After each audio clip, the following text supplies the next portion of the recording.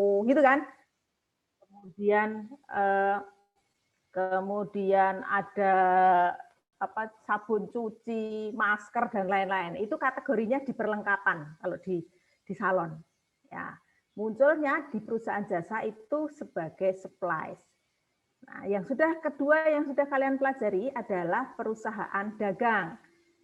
Kalau perusahaan dagang kegiatannya membeli dan menjual barang. Kalau dia membeli dan menjual barang, berarti akan ada barang yang diperjualbelikan. Kalau ada barang yang diperjualbelikan, berarti di sana akan ada persediaan barang dagang. Ya enggak? Kalian cermati itu kan ketika mengerjakan siklus di kelas 11. Lihat di tata perkiraan yang ada di kelas 11. Ketika mengerjakan siklus perusahaan jasa, pasti tidak akan muncul akun persediaan barang dagang. Yang muncul di situ hanya supplies. Supplies, bahan habis pakai.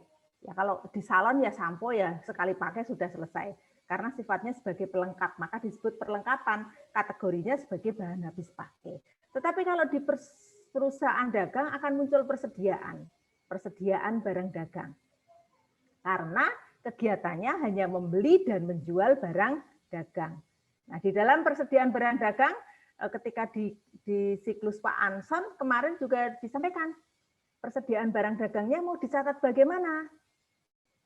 Pakai metode fisik atau pakai metode perpetual. Kan begitu?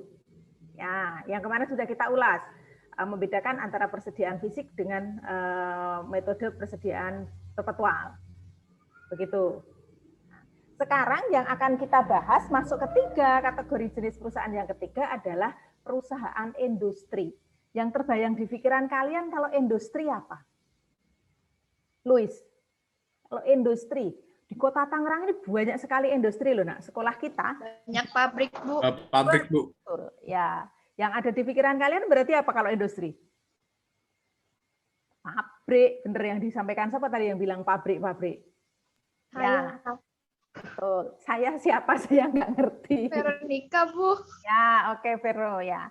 Jadi industri itu terkait dengan pabrik. Kalau orang awam memahaminya, perusahaan industri itu ya pabrik. Oh, berarti nanti saya akan mengerjakan siklus perusahaan manufaktur itu siklusnya untuk pabrik. Gitu kan memahaminya? Kalau kemarin kan saya mengerjakan siklusnya perusahaan dagang. Gampangnya misalnya Carrefour, kemudian toko-toko, gitu kan, usaha dagang tertentu, jual beli tertentu, elektronik macam segala macam. Kalau sekarang berarti saya akan mengupas tentang industri. Mungkin akan ada pikiran, kalau industri itu kegiatannya sama enggak dengan kalau orang jualan? Veronica, yang ada di pikiran kamu apa ketika Ibu menyebutkan industri? Kenapa, Bu? Ulangi, Bu, maaf. Kalau di perusahaan industri, di perusahaan industri atau manufaktur atau di pabrik yang ada dalam pikiranmu, apa kegiatan yang ada di dalamnya? Sepertinya sih, kalau yang saya tahu, ada kayak input-outputnya nggak sih, Bu? Input-output apa? Barang.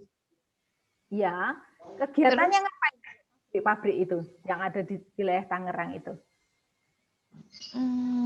Pabrik apa ya? Buat apa? Sepatu. Nah, kalau buat sepatu berarti kegiatannya yang kamu tahu industri di Tangerang buat sepatu itu industri mana? Panarup. Oke, yang paling terkenal kan Panarup ya. Iya. Oke, Veronica, sekarang kalau kamu membayangkan di Panarup itu pabrik kan, berarti sebuah pabrik toh? Iya, Bu. Ya, kalau di yang tadi disampaikan Panarup itu pabrik sepatu. Berarti Iya, kamu Bu. membayangkan di Panarup itu kegiatannya ngapain kalau ada pabrik itu? Sebelum menjadi sepatu mesti ada apa? Itunya, apa namanya? Ituin bahannya, Bu. Ya, Panarup mesti beli bahan. Mesti diidentifikasikan bahan sepatu apa. Loh, menurut kamu kira-kira kalau bahan sepatu itu apa? Macam-macam kan?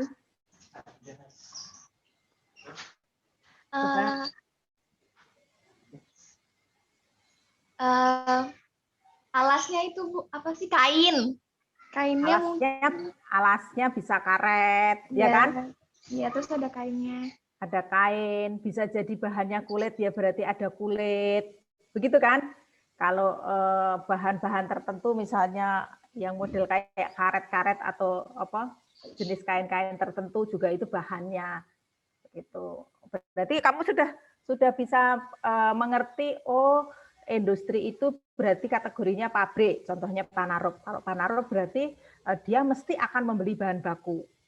Itu bahan bakunya karet, kain, terus apa tadi? Kulit, tergantung bahan yang mau digunakan apa. Oke, sekarang coba selain Veronica, Andre, coba Andre cermati yang ada di sekitarmu, Andre. Kamu tahu ada pabrik apa, Andre?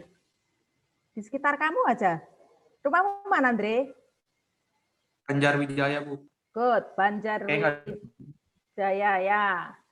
Di Banjarwijaya dari Damos sampai Banjarwijaya kamu bisa mencermati ada banyak pabrik di situ. Coba kamu analisis salah satu aja, Andre. Pabrik apa? Nggak lewatin pabrik, Bu. Hah? Mosok. Ya, kamu cermati belakang Damos, Jatiuwung ujung, kemudian daerah Bugel ujung sana isinya pabrik semua. Sebelum ke Damos, di dekat Damos lama ada pabrik. Coba, Dre. Ya kalau nggak sekitar Damos, siapa ya di mana saja yang kamu tahu jenis pabrik, Dre? Toto. Pabrik Toto. Apa? Pabrik Toto. Toto itu kan nama perusahaannya, Andre. Dia memproduksi apa, Andre? PT Oh ya, Toto itu kloset kan ya. nama perusahaannya, ya toh? Kloset, Bu. Apa? Kloset ya, Bu. Apa? Kloset, ya. Oke, Toto. Dia kan memproduksi kloset. Kalau kloset kira-kira itu bahannya apa, Andre? Kami gitu. Iya, Bu. Ya bisa jadi, saya nggak tahu ya, ada pasir atau apa jenis-jenis gitu, atau keramik atau apa, nggak, saya kurang tahu gitu bahannya. Ya oke, PT Toto di Jalan Raya Serpong ya, Andre? Iya. Nah itu pabrik juga. Tiara, sebelum Iya Bu, tadi kan baru selesai vaksin. Oh iya Bu, tadi kan ada yang namanya Nelson juga Bu. Kayak dia tepar Bu, habis vaksin Bu. oh iya, Dia juga. Sinovac atau apa? Kenapa? Sinovac atau Sebentar, apa? tadi kita apa? Sinovac ya? Vaksin pertama Sinovac ya. Sinovac Bu, ini ada Nelsonnya Bu. Oh ya, suruh tidur dulu kalau ini. Tuh, Sen, denger gak Sen? Dengar. Nah Bu. Ya tapi masih kelihatan ini suaranya. Bu, katanya makasih Bu. Ya, kembali kasih. Ayo Tiara. Apa Bu? Saya baru masuk Bu. Ya oke, Russell. Russell? Iya, Bu. Coba kalau di sekitar kamu atau di mana saja yang pernah kamu mengenal pabrik, di mana? Di dekat Bugel tuh, Bu, yang rame-rame yang depan Pertamina, Bu. Itu pabrik apa?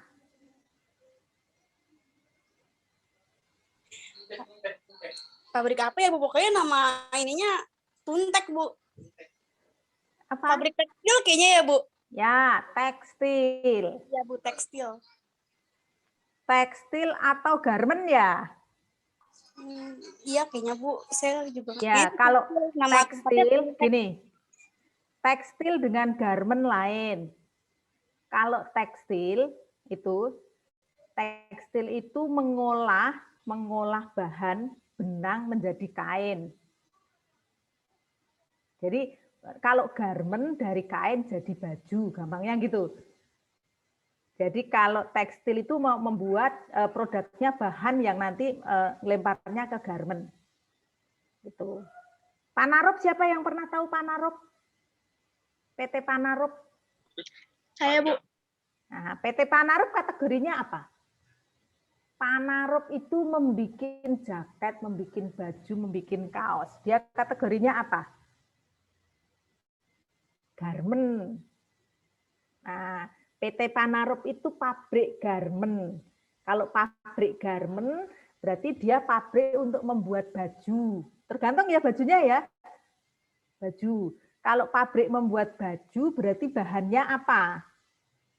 Kain. Mesti ada bahannya kan di situ kan. Setiap kali jenis pabrik mesti ada bahannya. Nih, garmen.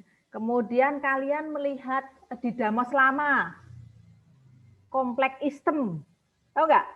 ITS, Indonesia Toray Sintetik, itu kan? Yang milik PMA kan itu, Jepang di situ.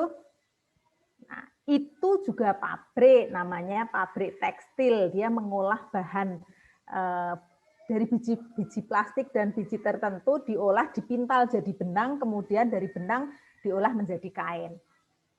Beda ya, kategorinya antara tekstil dengan garmen. Kalau garmen dia sudah membuat baju, kalau tekstil masih di pemintalan benang untuk menjadi kain. Begitu. Oke, berikutnya. Oke, ada pabrik garmen. Saya tegaskan kalau garmen itu bahannya kain, tergantung jenis kainnya ya. Kalau tekstil bahannya berarti ya tergantung tekstilnya mau pakai sintetis atau pakai yang alami. Kalau alami sutra, kapas dan lain-lain. Kalau sintetis biasanya ya bahan sintetis itu. Kalau sengerti saya kalau toray itu bahannya diimpor dari Jepang. Seperti semacam kayak biji plastik sebenarnya. Kemudian diolah, dipintal, kemudian jadi benang, setelah jadi benang baru kemudian menjadi kain. Dibedakan ya. Jadi toray dengan Panarop berbeda. Ya, kalau toray tekstil, Panarop baju, garmen, kemudian Toto tadi kloset, kemudian bukan Panarop, Pan Brothers kalau yang garmen itu. Panarop tadi apa? Sepatu ya. Oke. Coba lagi Davina, pabrik apa? Memang kalian nggak pernah melihat pabrik tahu tempe gitu di dekatmu? Saya nggak pernah ngeliat pabrik. Maksudnya nggak pernah tahu. Coba sekarang kamu browsing, saya tunggu Davina. Cari pabrik yang ada di Tangerang. Coba kalau saya nggak ada laptop saya lagi dibenerin, jadi harus matiin kameranya buat ke Google dari sini. ya boleh. Ya coba. Stephen.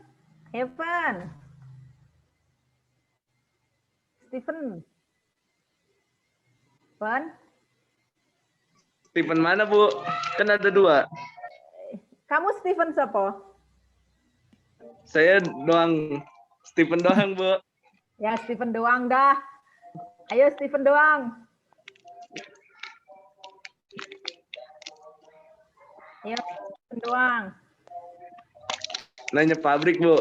Ya. Pabrik Sio yang ada di dekat sini, Bu. Pabrik apa? PT apa? Nama gini, jangan menyebut pabrik Panarop, bukan. PT Panarop. Nama perusahaannya Panarop, kategorinya dia pabrik sepatu. Kan beda kan? Ya, kamu tadi apa, Stephen? Nama PT-nya saya nggak tahu, Bu. Tapi ada pabrik Sio dekat Arkadia gitu, Bu. Dia membuat apa, Stephen? Buat Sio. Apa kuwi? Sio, Bu. Sio. Sio iya apa? Buat sembahyang orang Buddha, Bu. Yang Oh, hio. ya, Bu. Oh, ya. Hio apa? Kayak gitu ya. Oke. Kalau hio kayak gitu bahannya apa, Pen? Bambu sama serbuk kayu ya. Bambu sama tapi kok bisa wangi? Gergaji kayu. Bambu sama gergaji kayu. Serbuknya, Bu. Serbuk. Oh, ya. Nah, itu berarti bahannya itu.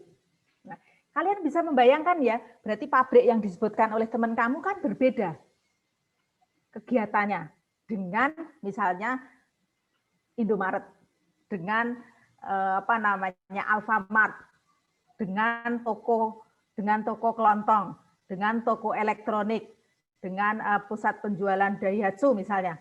Beda kan kegiatannya? Nah, yang membedakan apa, Enrik? Yang membedakan apa antara apa namanya Indomaret dengan pabrik-pabrik yang disebutkan oleh temanmu tadi? Bu, saya ya Bu. Ya, Kalau Indomaret itu kan dia nggak ngolah dari bahan baku. ya. Kalau pabrik-pabrik lain ya dari bahan baku dia diolah dari awal Ya, ibaratnya. bagus, pinter.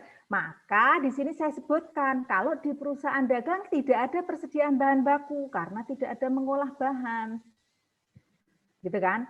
Ya. Nah kalian juga sekarang mulai menganalisis, oh pabrik saya seperti tadi, oh pabrik sepatu bahannya apa, sehingga bisa mengkategorikan itu jenisnya perusahaan dagang atau perusahaan manufaktur. Ya.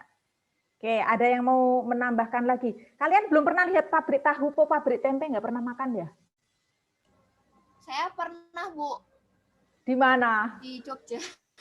Di kampung saya ada Bu, Di Jogja, di kampung. Kampungmu mana? Kuningan Bu. Kuningan. Nah. Siapa ini yang orang Kuningan ini? Saya Bu, Hendrik.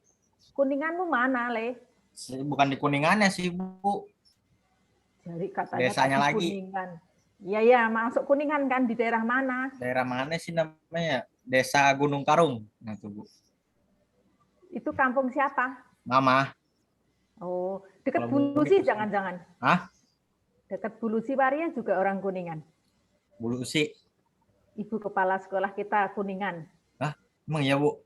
Iya. Baru tahu coba saya. ntar sekolah tanya. Oke Bu. Terus tadi yang nge-Jogja siapa? Jangan-jangan tetangga saya lagi. Veronica. Veronica, Jogjamu mana, Nduk? Saya Sleman, Bu. Oh, ya lebih bagus kamu kalau Ibu naik ke atas Gunung Kidul, banyak kapurnya. Gema ketawa tuh, Gema juga orang Jogja ya? Iya, Bu. Jogjamu mana, Gema? Kulon Progo sama Sleman, Bu. Waduh, West Prokma itu daerah bagus. Kalau Gunung Kidul daerahnya banyak kapur. Ya. Oke.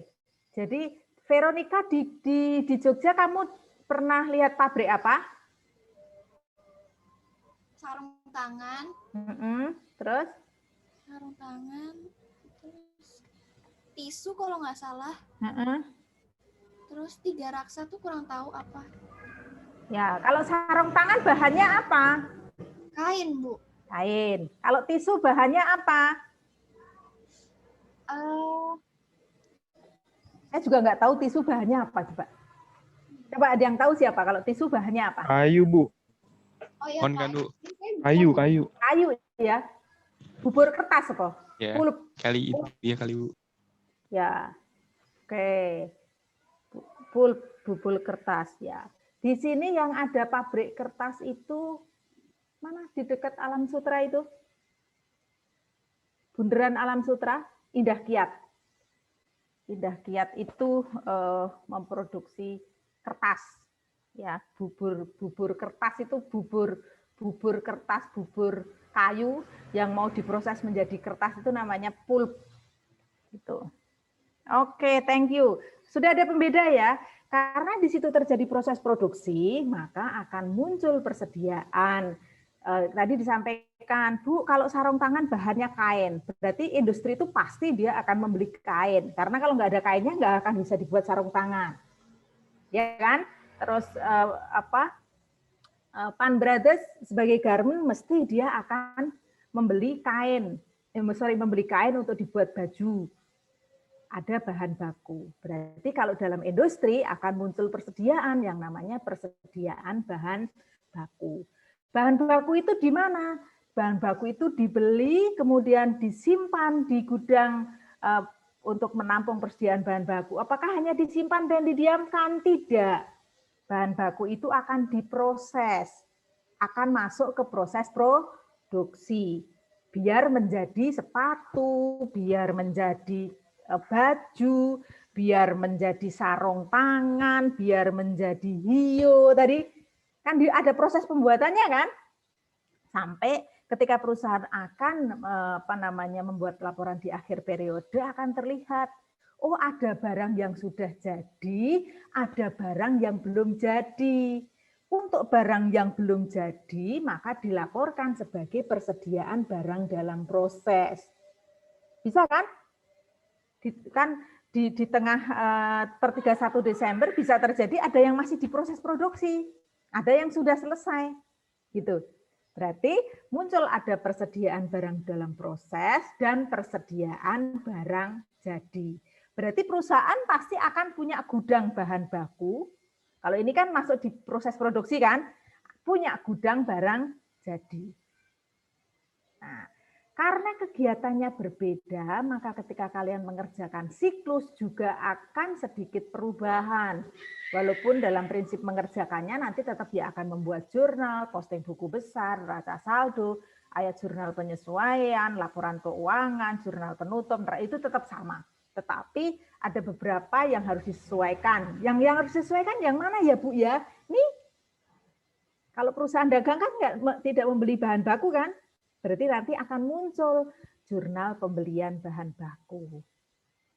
Kemudian akan muncul bahan baku ini ketika mau diproses berarti harus dimasukkan ke proses produksi. Ada jurnal pemakaian bahan baku. Kemudian pembeda karyawan dari sisi karyawan. Kalau di perusahaan jasa dan perusahaan dagang, apakah dia ada karyawan bagian pabriknya? Tidak ada.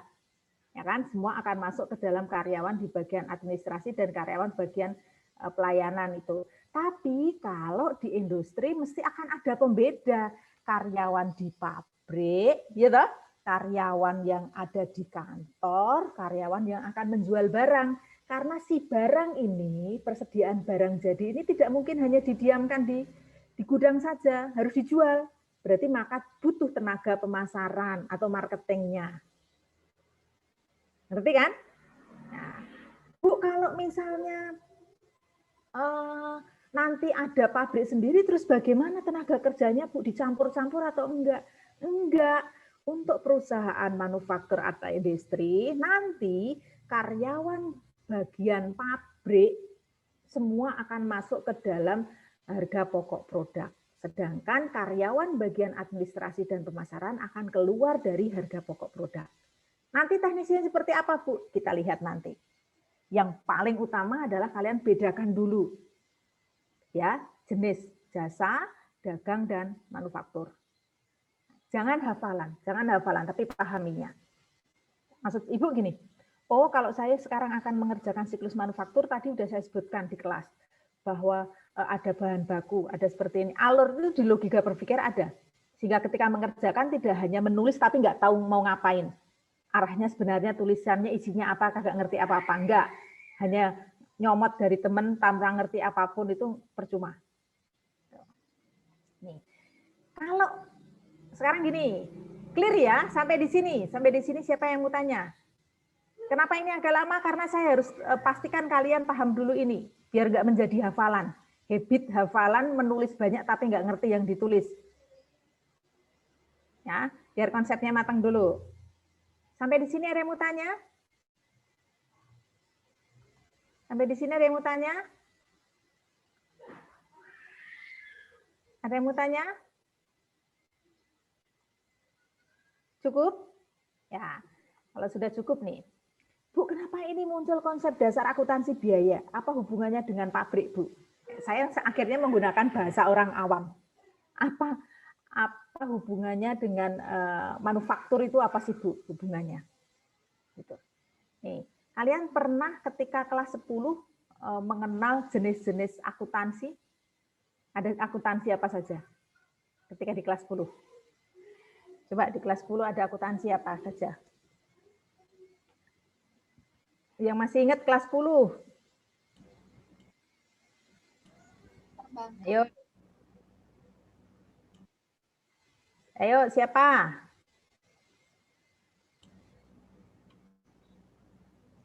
Siapa? Pertanyaannya? Kalian mengenal pembagian ada jenis akuntansi. Ada akuntansi apa saja? Ketika di kelas 10 dulu. Keuangan, akuntansi dasar. Ya, akuntansi keuangan. Akuntansi dasar itu untuk memecah. Kalau mata pelajarannya namanya akuntansi dasar.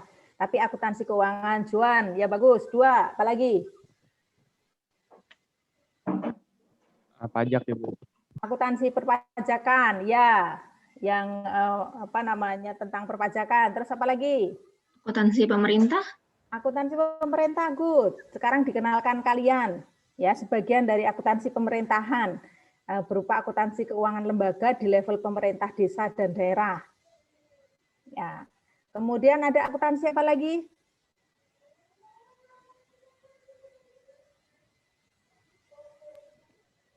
Publik ya Bu ya, apa? Profesi kalau akuntan publik gitu. Oh. Nah, profesi itu akuntan publik, akuntan pendidik saya ada akuntan publik gitu, profesi. Oke, ada akuntansi biaya pernah dengar nggak? Nah, akuntansi biaya, kemudian ada akuntansi manajemen pernah dengar? Pernah.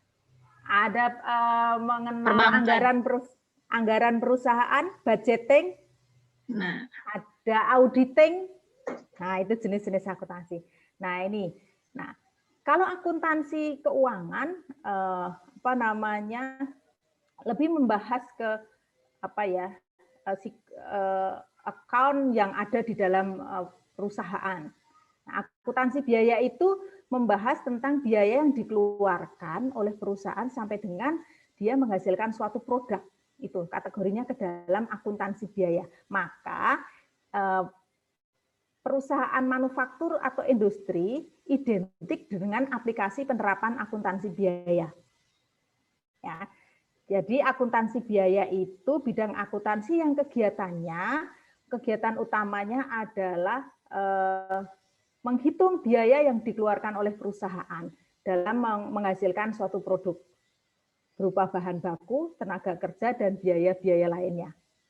Maka akuntansi biaya identik dengan siklus perusahaan manufaktur atau siklus industri. Begitu. Kalau zaman Ibu dulu kategorinya dia masuk di akuntansi biaya, tetapi di kurikulum sekarang dia digabung menjadi satu, namanya praktikum akuntansi. Tapi di pengelompokan jenis akuntansinya masuk ke dalam akuntansi biaya. Begitu. Nah, di sini disebutkan, yang saya sampaikan lagi, jadi fokusnya di akuntansi biaya adalah penentuan harga pokok produk. Jadi tadi sudah disebutkan, Bu, ada ada kloset toto. Nah, satu unit kloset toto itu harganya berapa? Biaya untuk biaya yang dikeluarkan untuk menghasilkan satu unit kloset toto itu berapa? Berapa biaya yang dikeluarkan untuk menghasilkan satu baju itu berapa? Nah, di dalam biaya itu, di dalam biaya yang dikeluarkan dalam menghasilkan satu baju itu, di dalamnya ada unsur-unsur biayanya. Seperti baju itu butuh bahannya kain, maka akan muncul biaya bahan baku. Kalau sudah ada kain, harus ada orang yang mengerjakan, maka akan muncul biaya tenaga kerja. Kalau hanya bahan baku dan tenaga kerja saja tidak jadi, berarti ada biaya-biaya lain yang dibutuhkan. Misalnya baju itu butuh kancing, baju itu butuh benang, baju itu butuh aksesoris, maka ada biaya-biaya lainnya nih.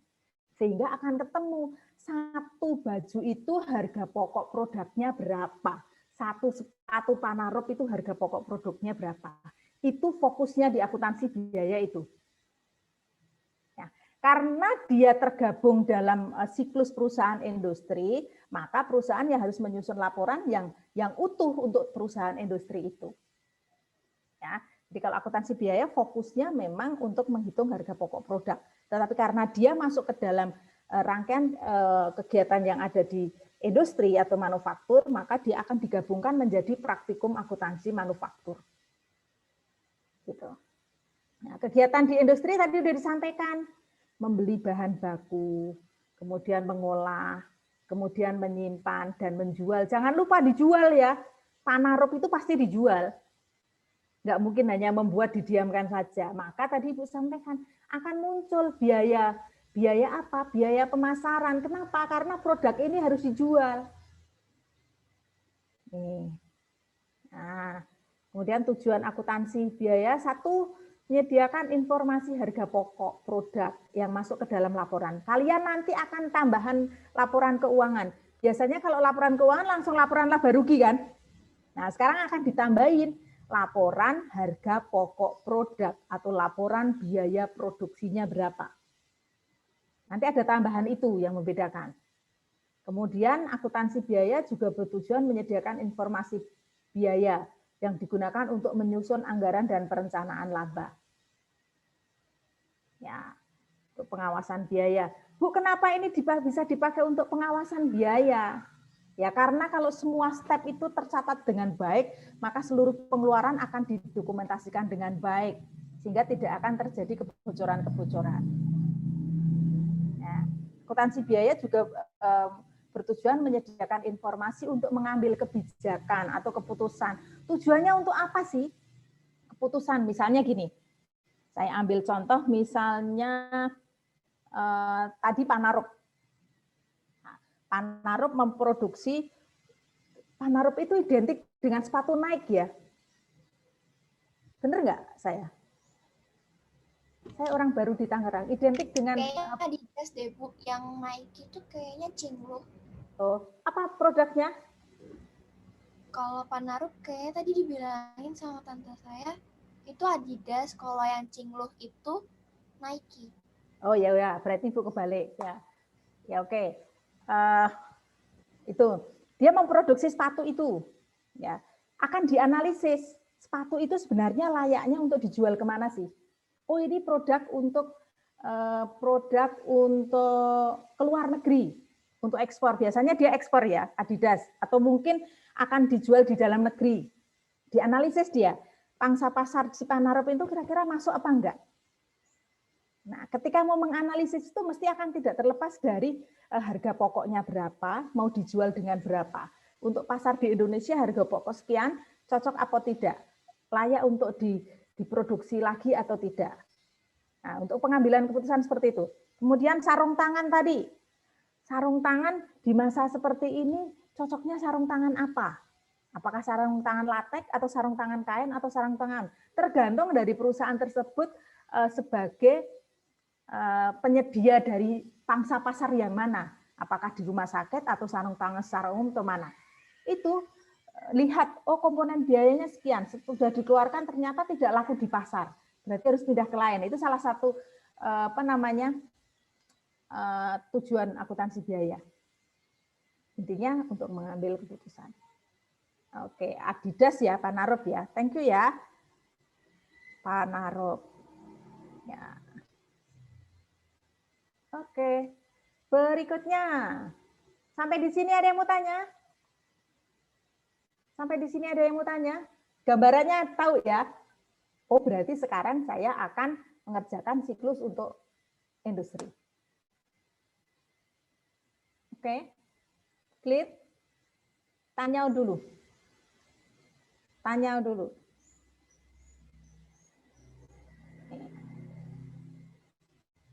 Tanya dulu, ada? Oke. Kalau nggak ada, kita lanjutkan ini. Ini yang record siapa ya, Nak? Saya, Bu. Buat dokumentasi, kalau misalkan nggak join. Pinter-pinter kamu. Good, Joan. Bagus. Ya, makasih ya, Joan ya. Iya, Bu. Nah, ini adalah konsep dasar akuntansi biaya. Silakan nanti dibuka di Google Class. Ada di GCR. Garis besarnya ini, konsep dasarnya begini. Ya, tadi Ibu sudah sampaikan di pengertian biaya, akuntansi biaya, kemudian tujuan akuntansi biaya. Nah, sekarang kita masuk ke penggolongan biaya. Ya, penggolongan biaya yang tentunya ini akan berbeda ketika di perusahaan dagang. Ya, akan berbeda dengan di perusahaan dagang. Menurut Mulyadi itu pengarang buku akuntansi biaya dari BPFE UGM Yogyakarta. Ini menurut Mulyadi, penggolongan biaya itu dikategorikan menjadi biaya berdasarkan fungsi pokok dalam perusahaan. Kalian cermati ya, buat catatan sendiri. Ya, buat catatan sendiri mana yang perlu, mana yang tidak. Ini sebenarnya ini konsep di bab 1 semua yang saya buat untuk mind map kalian agar lebih gampang memahami sebagai sesuatu hal yang baru. Coba pelan-pelan nanti kalau sudah longgar di rumah cermati. Terus kamu pahami, oh ini toh, maka berbeda dengan siklus dagang itu karena ini toh, nanti temukan itu. Ya, pelan-pelan aja nanti. Sambil kamu duduk-duduk dilihat, oh kok ini Bu ini kok bikin mind map ada ini, maksudnya apa gitu. Sekarang saya mau jelaskan. Menurut Mulyadi, fungsi menurut penggolongan biaya itu satu berdasarkan fungsi pokok dalam perusahaan. Nah, sekarang Ibu akan balik ke jenis industri tadi. Nah, yang logika berpikir yang ada di kalian, kalau industri berarti ada apanya? Ada pabriknya kan? Ada pabrik, kemudian ada tenaga administrasinya, kemudian ada orang yang menjual. Pakai logika berpikir begitu. Atau lebih gampangnya kalau Panarup itu mesti ada gedung pabriknya, ada gedung kantornya, ada gedung karyawan yang tugasnya untuk menjual barang. Maka berdasarkan fungsinya biaya itu digolongkan menjadi biaya produksi, biaya pemasaran, dan biaya administrasi umum. Nah, pabrik, semua yang ada dalam pabrik itu dikategorikan ke dalam biaya produksi. Nah, sekarang dianalisis. Ya, kalau biaya produksi, biaya untuk membuat baju. Biaya untuk membuat baju, berarti ada bahannya, ada tenaga kerjanya, ada di luar bahan dan tenaga kerja. Maka berdasarkan biaya produksi ini dibagi lagi, Nak. Ada apa lah tadi? Produksi di pabrik berarti kamu berpikir mesti ada biaya. Di pabrik berarti ada biaya apa? Di dalam pabrik ada apa di situ? Ada bahan baku, ada orang yang mengerjakan proses pembuatan produksi, kemudian ada biaya di luar bahan baku dan tenaga kerja. Ya, maka dalam biaya produksi ini dipecah menjadi biaya bahan baku, biaya tenaga kerja langsung, dan biaya di luar biaya bahan baku dan biaya tenaga kerja langsung. Disebut dengan biaya overhead pabrik. Ya. Nih, tulisannya gini, biaya overhead pabrik. Ulangi ya, coba Anggoro. Anggoro. Iya, Bu. Ya, yang masuk ke dalam biaya produksi apa saja, Anggoro?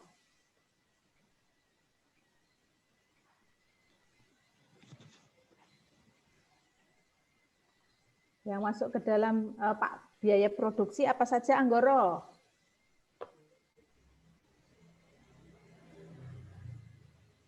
Biaya produksi itu pembuatan ya, Bu ya? Ya, tadi udah sampaikan. Yang masuk ke dalam biaya produksi? Kelamaan, Vero. Vero itu kamu yang saya suruh minum citrus itu ya? Iya, Bu. Iya. Tadi apa ya? Saya dengerin. Kalau di sini, kalian bawa kertas nggak di situ? Bawa Ibu buku ada nggak? suaranya. Sabar. Suara saya hilang. Kok nggak ada suaranya?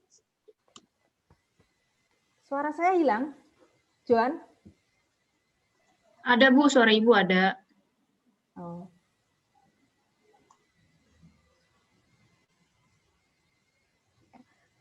Saya bantu. Yang masuk ke biaya produksi itu semua yang ada di dalam pabrik. Berarti tadi udah disebutkan kan? Iya. Nah, seperti apa? Kalau di pabrik itu mesti ada apa? Ada 3 kan, Bu? Ya, betul. 1. Kalau di pabrik harus pakai di logika berpikir gampang aja. Di pabrik mesti harus ada apa? Biaya bahan baku. Betul. Kalau pabrik itu nggak ada bahannya, nggak bakalan dibuat. Nah, bahan baku, kan gitu kan? Iya. Terus apa lagi? biaya persediaan itu, iya nggak sih? Kalau ada bahan baku yang membuat siapa? Pekerjanya. Itu.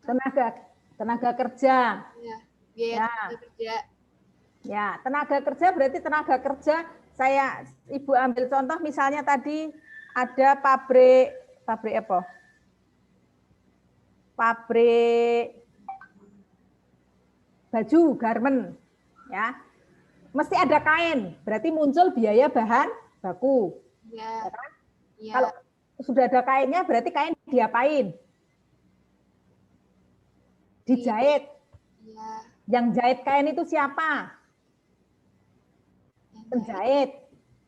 Berarti kalau ada penjahit, berarti perusahaan harus bayar apa? Tenaga kerja. Bayar gaji penjahit atau biaya tenaga kerja. Tenaga kerja penjahit itu langsung berhubungan dengan produksi enggak? Ya, ya kan? Maka disebut dengan biaya tenaga kerja langsung. Ya, udah ketemu komponennya 2. Ada kain, bahan baku, tenaga kerja langsung.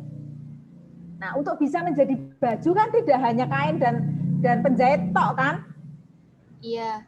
Ada biaya yang lain, misalnya biaya di luar biaya bahan baku dan tenaga kerja langsung disebut dengan biaya overhead pabrik. Biaya overhead pabrik itu yang mana sih, Bu? Nek baju itu butuh kancing, butuh kain, butuh benang, butuh benang, butuh apa list atau apalah tergantung modelnya ya. Pemanis apa? Maka itu disebut dengan bahan penolong. Bahan utamanya kain. Tapi kalau tidak ada benang, tidak ada kancing, bajunya tidak sempurna. Ya kan? Maka ada bahan penolong. Kemudian ada lagi misalnya di PT Pan Brothers di situ ada mandor-mandornya. Ya kan di situ kalau di pabrik-pabrik itu kan masih kalau dia istilahnya supervisor ya, supervisor pabrik gitu kan. Kalau istilah sekarang kan itu. Dia menjahit bajunya enggak, tapi dia kan ada di dalam pabrik kan. Itu disebut dengan biaya tenaga kerja tidak langsung. Mandor pabrik, supervisor pabrik, satpam pabrik itu kategori biaya tenaga kerja tidak langsung. Tapi kalau orang yang langsung membuat di depan mesin jahitnya itu namanya biaya tenaga kerja. Gitu ya. Nah, terus ada apa lagi? Semua yang kaitannya dengan pabrik di luar biaya bahan baku dan tenaga kerja langsung, kelompoknya masuk ke dalam biaya overhead pabrik. Ya, maka bahan baku dan tenaga kerja langsung itu disebut dengan biaya utama atau disebut dengan prime cost. Nah, coba bahan baku. Ingat ya, tenaga kerja langsung ya. Jangan tenaga kerja tidak langsung. Yang tenaga kerja langsung, si penjahitnya. Itu namanya biaya utama atau prime cost. Sedangkan biaya tenaga kerja langsung dan overhead pabrik disebut dengan biaya konversi atau conversion cost.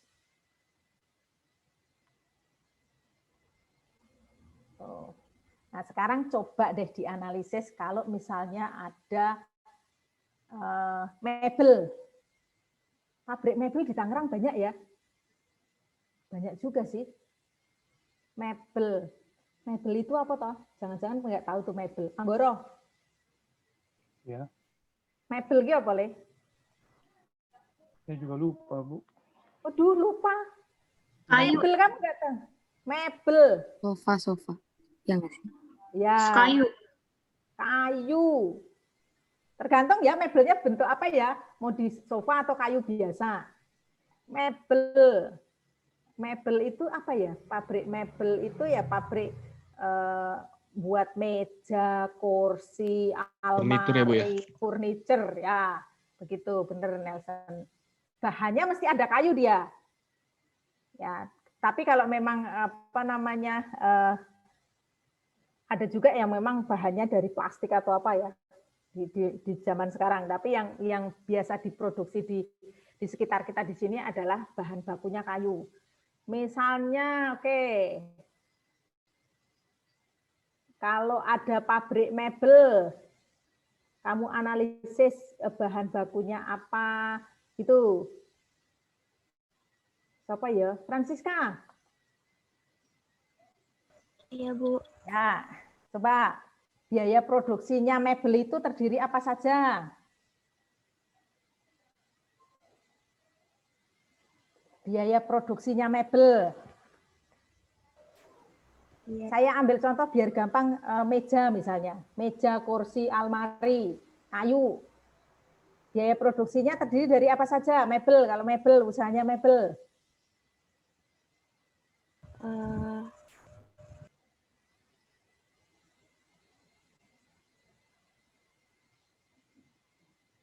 Siapa? Kelamaan, nunggu. Nelson.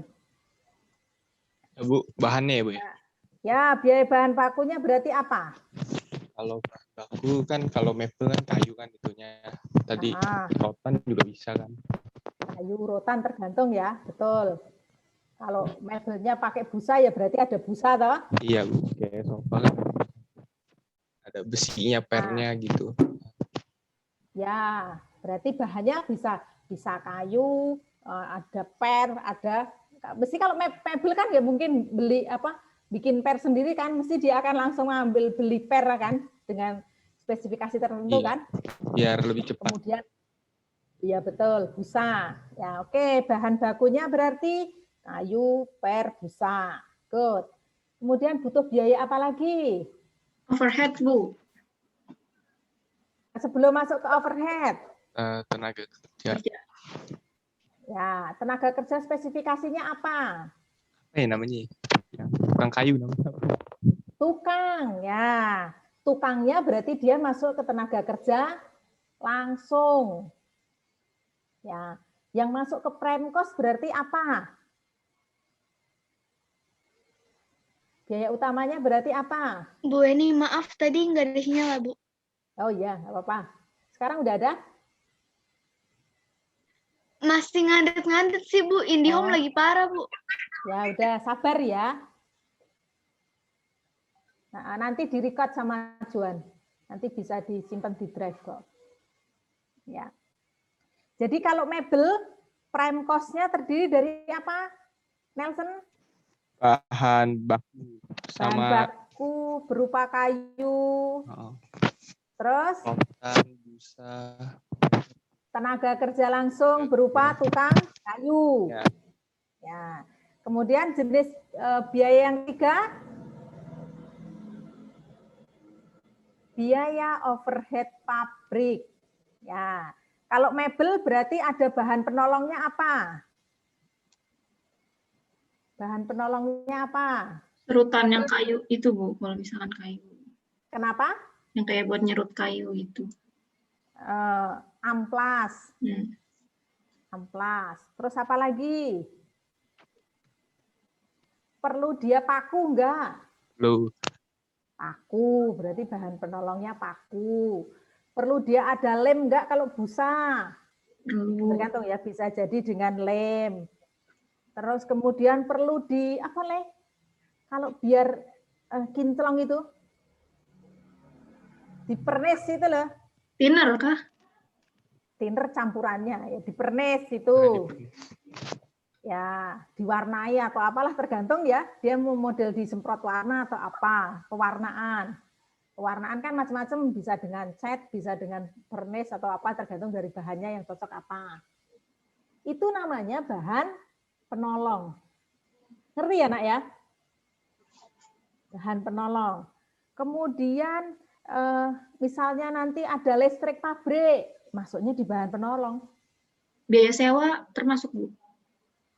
Biaya sewa pabrik ya, kalau dia pabriknya nyewa, kalau dia punya gedung sendiri ya enggak. Sewa pabrik, pokoknya yang semua kaitannya dengan pabrik di luar biaya bahan baku dan tenaga kerja langsung masukkan ke BOP.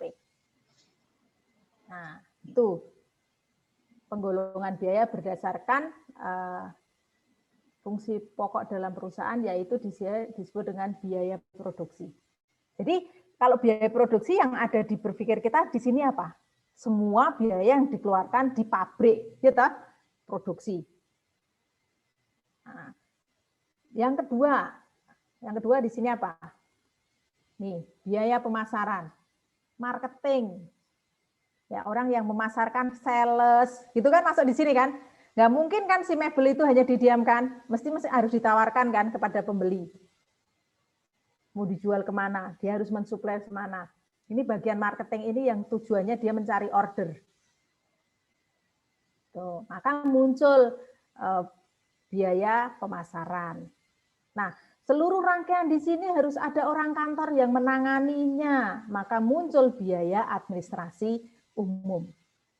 Nah, fungsinya berarti fungsi di pabrik masuk ke dalam biaya produksi, fungsi di bagian orang yang harus menjual masuk ke biaya pemasaran, fungsi di bagian administrasi, gedung administrasi, maka muncul biaya administrasi umum.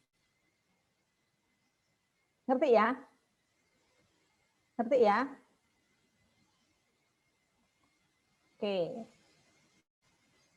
Coba saya cek ombak dulu deh. Cek ombak. Cecil. Ya, Bu. Cecil, tadi biaya produksi tadi terdiri apa saja, Cecil? Biaya bahan baku. Terus apa lagi? Biaya tenaga kerja. Tenaga kerja yang mana? Yang memproduksi.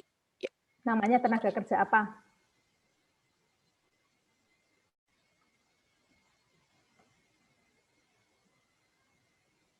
Udah dibilangin Vero tuh. Namanya tenaga kerja apa?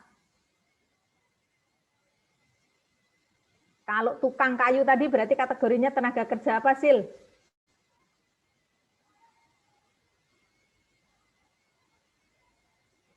Tenaga kerja langsung. Terus biaya di luar biaya bahan baku dan tenaga kerja langsung namanya biaya apa, Natasha? Biaya overhead pabrik. Good. Yang masuk ke dalam biaya overhead pabrik apa, Gema? Tadi misalnya ada amplas, ada paku, ada lem. Itu tadi kategorinya apa, Gema?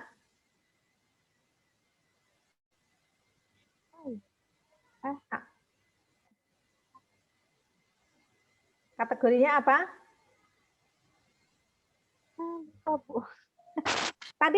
Tadi kan Ibu sebutkan kan, kalau di pabrik mebel kan mesti dia butuh amplas untuk menghaluskan, kemudian dia butuh paku, dia butuh lem, dia butuh apa namanya pewarna menggunakan cat atau apa. Dia masuk ke dalam apa? Namanya apa? Bahan baku atau bahan penolong, Gema? Bahan penolong, Bu. Bahan penolong, bagus. Ya. Oke, berarti yang masuk ke dalam kategori BOP adalah bahan penolong. Kemudian Yehezkiel. Yehes. Vivian. Iya, Bu. Ya. Yang masuk ke dalam BOP selain bahan penolong apa? Biaya tenaga kerja yang tidak langsung, Bu. Ya, contohnya apa? Contohnya kayak pekerja di kantornya, Bu, bukan yang turun langsung pembuatan. Muter-muter. Contohnya apa? Satpam pabrik, pengawas pabrik, itu masuknya di tenaga kerja tidak langsung. Ya, Bu. Ya, oke. Terus apa lagi yang masuk ke BOP? Julius? Ya, Bu. Ya. Apa ya? Tadi itu, Bu. Udah disebutin kayaknya. Masih ada. Biaya overhead.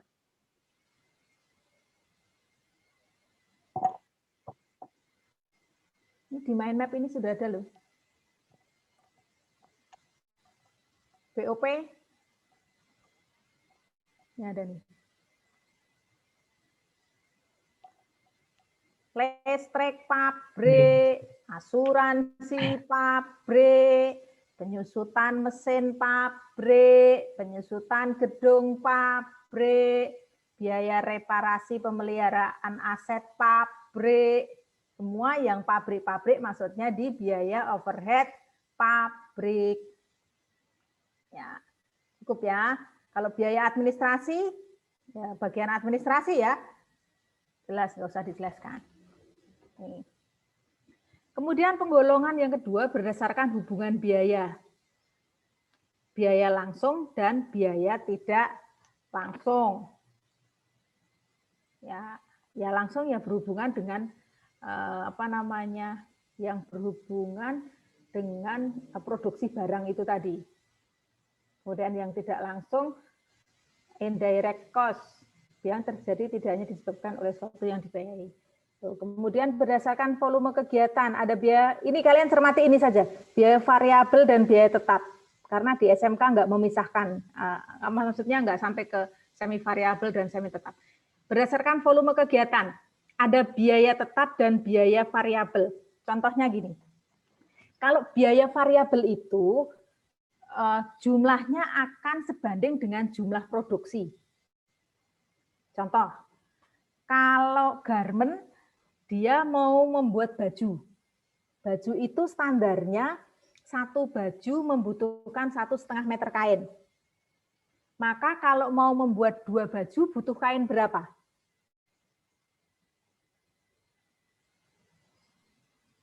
3 meter, bagus. Kalau mau membuat 5 baju berarti butuh kain berapa? Florentina, Brenda.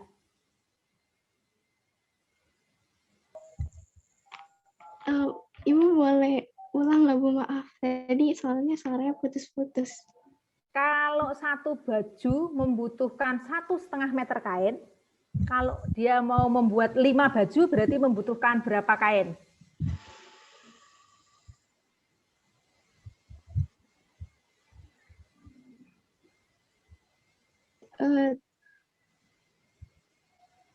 Tujuh 7,5 meter. 7,5 meter kain. Ya. Gitu ya. Biaya variabel seperti itu. Dia bertambahnya sebanding dengan jumlah produksi. Itu biaya variabel. Tuh. Kemudian biaya tetap. Biaya tetap itu mau berproduksi 1 ya segitu, mau berproduksi banyak juga tidak terpengaruh oleh jumlah produksi. Ya, contoh misalnya satpam, kemudian mandor pabrik, kemudian biaya bagian administrasi. Karena biasanya kalau bagian administrasi kan dasarnya dia dari gaji tetap, biasanya dalam sebulan tetap akan mendapatkan itu. Jadi kalau biaya bahan baku, biaya tenaga kerja bisa terjadi. Karena kalau untuk perusahaan-perusahaan yang menghitung berdasarkan jam kerja, dia masuk. Makanya kalau di industri itu kan sering ada shift kan, shift 1, shift 2, shift 3 kan. Karena kalau bagian pabrik biasanya dasarnya adalah jam kerja. 1 jam kerja berkitar 8 sampai 9 jam. Rolling terus, dapat shift 1, shift 2, shift 3. Kalian sering dengar kan di situ kan? Ya, karena hitungannya berdasarkan jam kerja mesin. Ya. Jadi kalau biaya tetap itu tidak terpengaruh oleh jumlah produksi. Kalau biaya variabel menyesuaikan atau sebanding dengan jumlah produksi. Begitu. Terus misalnya sewa gedung, sewa pabrik. Tadi kan ada yang bilang sewa Bu. Sewa gedung, sewa pabrik mau berproduksi, mau nggak berproduksi, ya tetap nyewanya segitu. Gitu. Tadi tetangganya siapa tadi? Nyewa Bu gitu tadi. Ya, itu masuknya ke dalam biaya tetap. Biaya listrik bisa terjadi biaya semi variabel karena bisa terjadi sebanding dengan jumlah produksi, tapi bisa juga. Maka listrik bisa jadi menjadi semi variabel dan semi tetap. Karena listrik ya tentu. Kalau yang misalnya semakin banyak produksi, listriknya bisa naik. Kurang produksi bisa berkurang, tapi naik turunnya kan tidak sebanding dengan jumlah produksi. Itu biaya semi variabel atau semi tetap. Seperti itu. Ngerti ya? Ada biaya variabel, ada biaya tetap. Kemudian berdasarkan jangka waktu manfaatnya, ada yang namanya capital expenditure, ada yang namanya revenue expenditure. Ini di sini nih. Capital expenditure atau biasa disebut dengan pengeluaran modal. Ya, ini pengeluaran untuk jangka panjang. Ya, pengeluaran untuk jangka panjang. Tidak hanya untuk satu periode. Misalnya, contohnya, membeli gedung, membeli mesin, membeli peralatan, membeli kendaraan. Pembelian aktiva tetap kategorinya masuk ke capital expenditure, pengeluaran modal. Karena penggunaan mesin, gedung, peralatan, kendaraan itu tidak hanya dalam jangka waktu satu periode, bisa terjadi beberapa periode ke depan. Maka dikategorikan sebagai pengeluaran modal. Dong ya, terlalu cepat nggak saya nih? Halo? Jangan-jangan saya sudah tinggal pergi. Enggak, Bu. Ya. Kemudian ada pengeluaran pendapatan. Nah, kalau pengeluaran pendapatan itu yang tujuannya untuk menghasilkan pendapatan, maka disebut dengan revenue expenditure. Contoh, kalau dia membeli bahan baku, ya kan? Kan tujuannya untuk membuat barang kan? Membuat produk jadi, karena kalau produk jadi sudah jadi bisa dijual, maka akan mendapatkan pendapatan. Contohnya biaya bahan baku, biaya tenaga kerja, biaya operasional, itu masuk ke dalam revenue expenditure. Gaji bagian administrasi, gaji pemasaran, gaji itu seluruh pengeluaran operasional akan masuk ke dalam revenue expenditure. Investasi dan pendanaan kategorinya investasi itu pembelian aktiva tetap, itu kategorinya masuk ke capital expenditure, tapi pembiayaan operasional itu masuknya di revenue expenditure. Saya ulangi, pembiayaan operasional itu yang seperti apa sih, Bu? Ya operasional perusahaan. Contoh, membeli bahan baku, membayar biaya tenaga kerja langsung, membeli bahan penolong, membayar listrik, membayar gaji satpam, membayar gaji bagian administrasi, membayar biaya sewa, sewa jangka panjang, membayar gaji bagian pemasaran, itu namanya revenue expenditure, pengeluaran yang tujuannya untuk memperoleh pendapatan. Biasanya dia untuk dalam satu periode. Kemarin ada yang tanya, Bu, bedanya fungsi dengan objek. Fungsi pokok dalam perusahaan, ini fungsi di pabrik, ini fungsi di kantor administrasi, ini fungsi di pemasaran. Kalau objek, dia membiayai apa sih? Konteksnya apa? Beda ya, mana ada yang tanya seperti itu. Berdasarkan objek pengeluaran ada biaya bahan baku, konteksnya dia membayar bahan baku, maka objek pengeluarannya adalah biaya bahan baku. Konteksnya membayar biaya tenaga kerja, maka objek pengeluarannya adalah untuk membiayai tenaga kerja. Konteksnya untuk membayar biaya pemasaran, iklan, misalnya buat iklan, kemudian model pemasaran yang lain, gaji bagian pemasaran, dan lain-lain. Konteksnya dia adalah membiayai, maka objek pengeluarannya adalah biaya pemasaran. Oh, dia mau membayar gaji bagian administrasi. Oh, dia mau membeli perlengkapan kantor. Berarti objeknya adalah administrasi umum. Kalau ini fungsinya, fungsi bagian produksi, fungsi bagian pemasaran, dan fungsi administrasi. Kalau objek itu dia membiayai atas dasar apa? Ini penggolongan biaya. Sampai di sini ada yang mau tanya?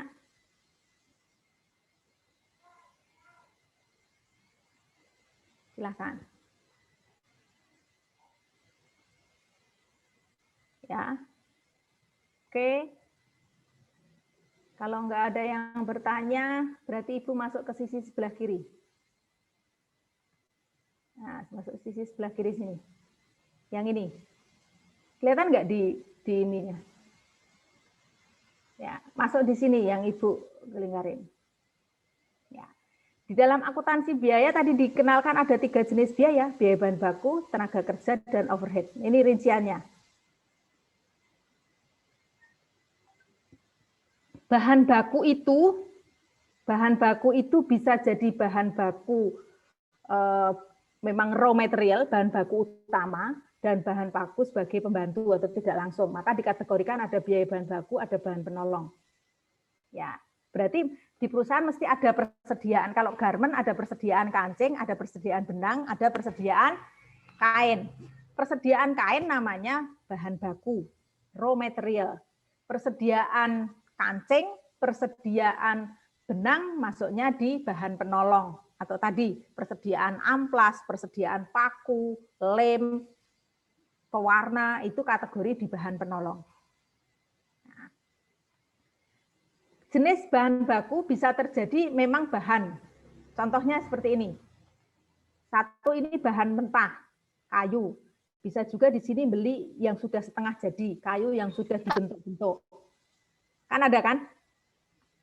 Bahan bagian produk yang dibeli atau barang yang sudah setengah jadi atau barang jadi. Yang seperti ini misalnya kalau model perakitan, Astra itu dia tidak memproduksi barangnya sendiri. Jadi dia mengambil bagian ban dari mana, terus bagian mesin dari mana, kemudian bagian jok dari mana, kemudian dirakit di Cikarang sana. Nah, bahan bakunya bisa kategorinya ini. Bisa barang jadi, kemudian dirakit, kemudian menjadi produk. Nah, pencatatan bahan baku bisa menggunakan metode fisik dan menggunakan metode perpetual. Mekanismenya sama ketika kamu mengerjakan siklus dagang. Kalau menggunakan fisik berarti menggunakan akun pembelian. Pembelian namanya, tapi bukan pembelian barang dagang, tapi akun pembelian bahan baku. Ya. Kemudian kalau metode perpetual ya masuk ke dalam persediaan bahan baku. Persis sama dengan metode fisik dan perpetual di perusahaan dagang kemarin. Bu, apakah ini perlu persediaan kartu persediaan bahan baku di metode perpetual, Bu? Iya. Maka kalau pencatatan bahan bakunya menggunakan metode perpetual juga nanti akan menggunakan kartu persediaan. Mekanismenya seperti itu.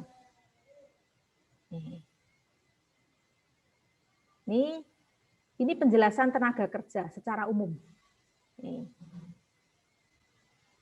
Penjelasan tenaga kerja secara umum. Nanti kalian akan menempati di bagian mana?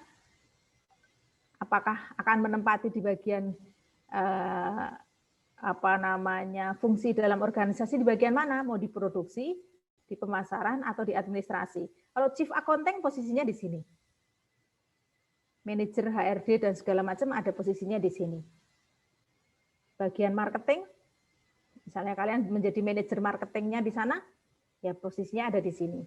Kalau di bagian produksi di pabriknya, di bagian mana? Di posisi tenaga kerja berdasarkan fungsi dalam perusahaan. Kemudian kalau berdasarkan fungsi dalam kegiatan departemen, ada departemen produksi dan non-produksi. Pabrik ya departemen produksi, pemasaran dan administrasi ya non-produksi. Begitu ya. Ntar ya, ada telepon dari Kak Yuda, sebentar dulu.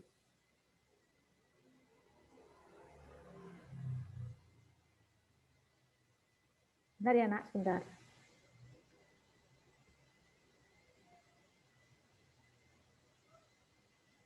Iya, ya. Tunggu, ada penting surat.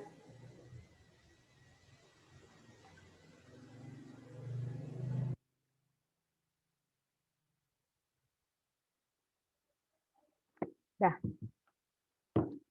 Nih, tenaga kerja.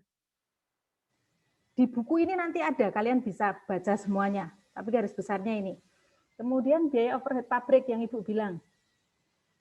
Ya, ini kalau dipahami secara benar, harapan Ibu kalian bisa memahami akuntansi biaya secara basic dasarnya ada di sini. Semuanya di sini. Ini biaya overhead pabrik itu kategorinya mana semua ada di sini. Sudah dicermati. Saya sudah membuatkan ini. Logika berpikirnya hanya sini, kalau ini di buku menjadi berapa puluh halaman, lebih 30 sekian halaman. 37 sampai dengan 42 halaman. Kalau diringkas menggunakan mind map, konsep dasarnya begini. Ya, nanti Ibu titip pesan kalau kalian sudah terima bukunya, kalau misalnya beli atau tidak beli juga silahkan, nggak apa-apa.